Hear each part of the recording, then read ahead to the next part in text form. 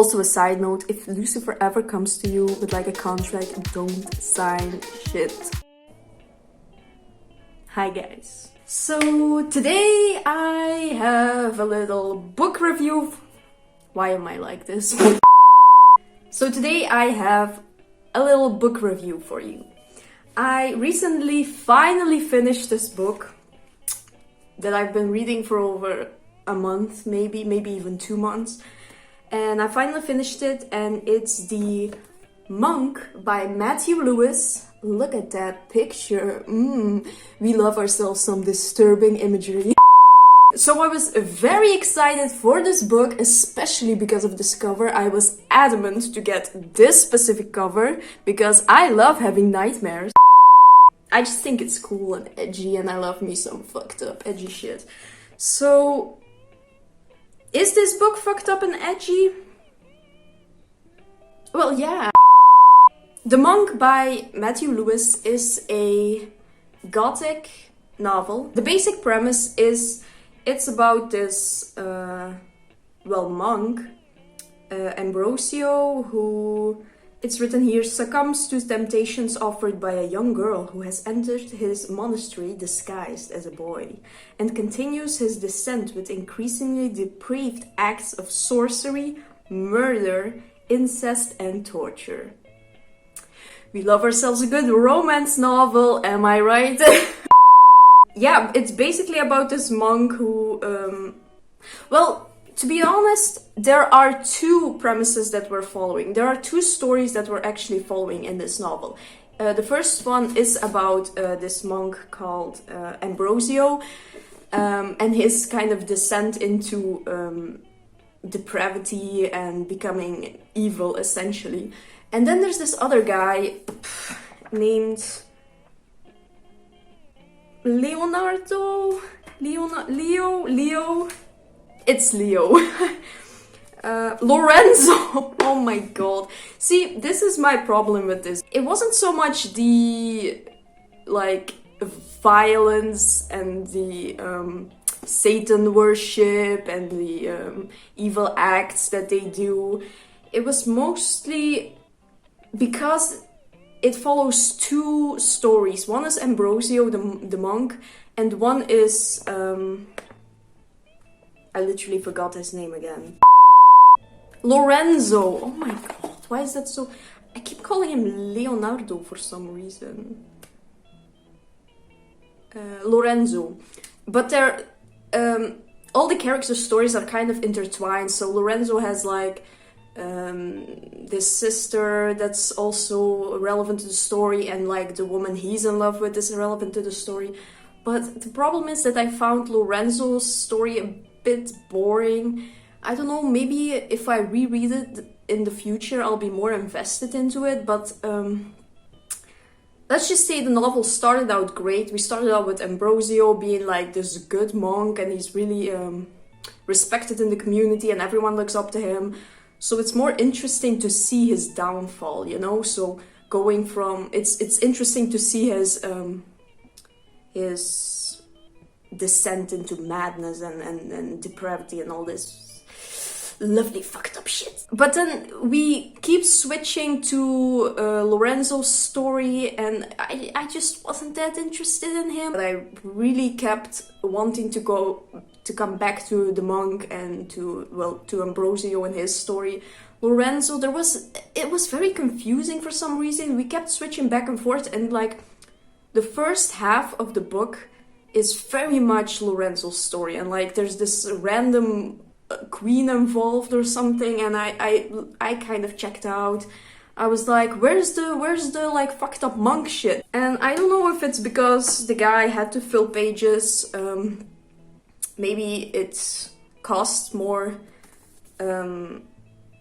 if the book was longer, but I felt like you could cut out all of or most of Lorenzo's story, and it would have benefited the novel. Also, I have to admit I had really high expectations for this book because it was very highly praised. Even on Goodreads that I quickly checked out, people were praising it, saying it was giving it 5 stars, saying it's one of the better gothic literature out there, so I was very also that picture. I mean, man, that just looks fucking edgy. So I was expecting some edgy shit. Also, quick side note: I had recently watched the movie Quills. Which, if you know what I'm talking about, you know what I'm talking about. That movie is fucking wild, especially for being shot. It was made in like the 2000s.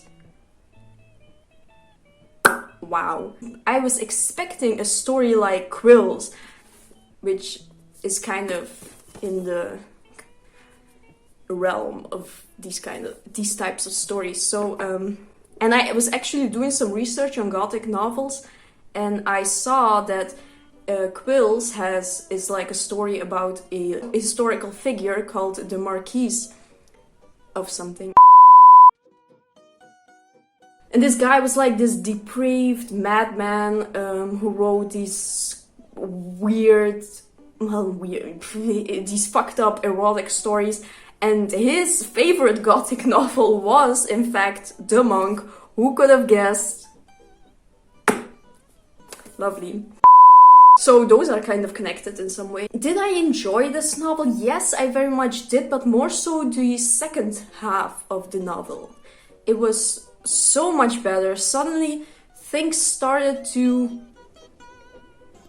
happen. This is my most annoying thing about this book. Something would like happen. There would be an interesting scene or an interesting storyline.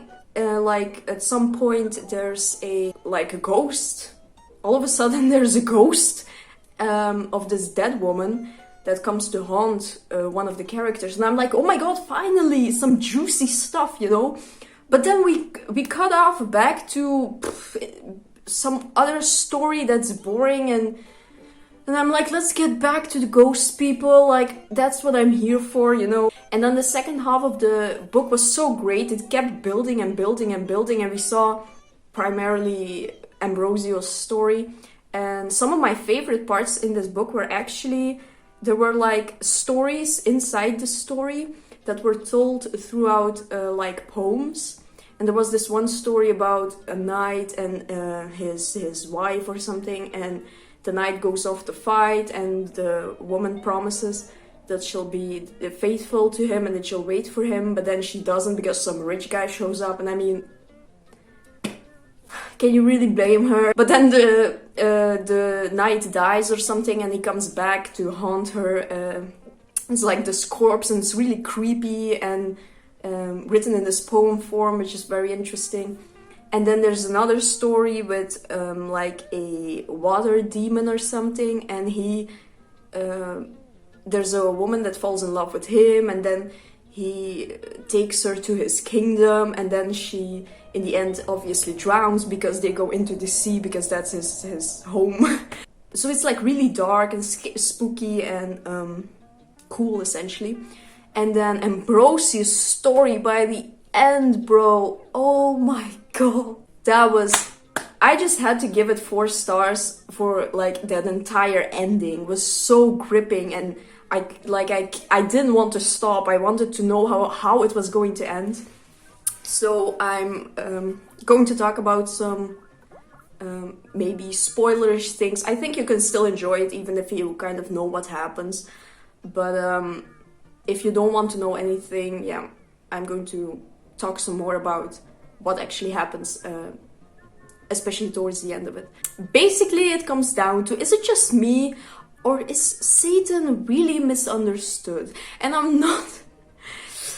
I'm saying this as like... I know I'm saying this as like a Satan fangirl, but like Satan in this story is the true MVP. There was this one scene that was really creepy, where the woman that dresses up as a boy and comes to Ambrosius convent or whatever the fuck it's called, and kind of seduces him, and they fall in love or some shit. And so there's this one point where she's like telling him she has to go somewhere and talk to someone, and she descends down some stairs, and it's really creepy because he kind of he's like, first Ambrosio is just standing there and waiting for her, and then he hears the song being played or someone singing, and then there are some weird someone, I believe someone is even screaming at some point, but we don't know what goes on down there. And it's like really scary because you kind of know that she is going to talk to the devil, but the way it's written, it's like, it's not outright, oh, she's like, hey Satan, what's up? No, she like descends these stairs, and then you hear music, which is very interesting. And yeah, it just adds to the creepy feeling you have. So I think this book did this very well. And then the first time Ambrosio actually meets Satan, he appears as this beautiful figure, which, I mean, Lucifer is like Lightbringer, is like the son of God, so he is always described in two forms, as one is like his angel form, and then the other is like his fallen angel form, his like demonic form. So the first time he sees him is in this like angel form, and so it's very easy for Ambrosio to be like, oh, okay, maybe I should trust Satan. Even though, should you though? But he does, because he wants to do some very bad things to some women. Yeah, there are some, especially towards Ren, there are some very violent, there's some violent imagery in this book. And I have read that this book was also banned, obviously, for several reasons at the time. And it was like, parts were cut out because it was like too messed up for the people at the time, I guess. You know, that whole shenanigan. I have to talk about the ending because it was, I think it is one of my favorite endings of a novel. One of my favorites to date. So if you don't want to hear it, skip to somewhere. So at the end, it's Ambrosio does some fucked up shit and he gets captured. He thinks he's about to be executed when Lucifer appears again, this time in his demon form. He tells him that if he signs a contract, signing over his soul to Satan, that Satan will save him from the execution. And so Ambrosio is like, no, I'm not gonna do it. And then he wants to do it, and then he's like, no, I'm not gonna do it. And I was like, just do it, dude. I want to see what happens. I know it's probably not going to be good for you, but I want to know what happens. This is going to be good for me, so do it! Just do it! Of course, Ambrosio does it. He signs the contract. Lucifer takes him up to the high heavens above, away from the executioners, and then he explains to Ambrosio that the guys who were actually coming to execute him were in fact there to pardon him for his crimes for some reason. So he was going to go free, but the fucker signed the contract. So, but I mean, and then Lucifer drops him and he dies in an agonizing way, which is lovely. Because he's a fucking fucked up person and he kind of deserves it. So would I say that Lucifer is kind of like the hero in the end? Because if this fucker got pardoned, that would have been messed up. So Lucifer did the good thing here. And I think that's the whole point and moral of the story, basically. That Satan never made Ambrosio do anything. He was like, if you want to do this messed up thing, I can help you. I can give you the tools to do this, but you're going to be the one to do this. And Ambrosio does, because he is overcome with like all these, with like lust and all this fucking shit. And he has, like, this is the great thing about Lucifer. He acknowledges your free will. So you're the one who does the bad shit, and then he's like, I can help you, but he never forced him to do anything. And I think that's kind of the moral of the story, that people still have a choice whether they want to do this or not, and they get corrupted by this idea and this possibility of power and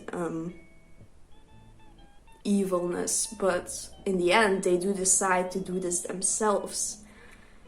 They decide to become evil themselves, so, or give in to their like evil instincts. So, and then Lucifer punishes him in the end, so I think that's a very good thing that he did. Let's all just clap it out for our bro Lucifer. God, I love that guy. Yeah, I highly recommend you read this. I do understand if it gets kind of slow in some parts. I had to also get through those.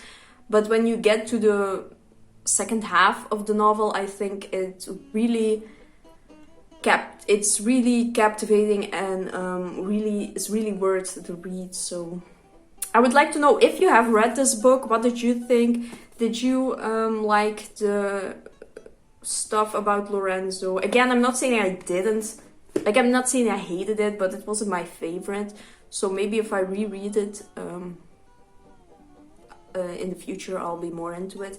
But yeah, so let me know what you thought, and maybe what your favorite gothic novel is. That would be very interesting, because I am interested in the genre. It's one of my favorites. So yeah. Anyway, we should probably talk some more about Lucifer and like Satan, and I really want to make a video about the different portrayals of Lucifer and Satan in like media and different kinds of media, television and novels. That would be very interesting, I think. So let me know if you want to see that. And thank you so much for watching. I'll see you all in my next video. Bye!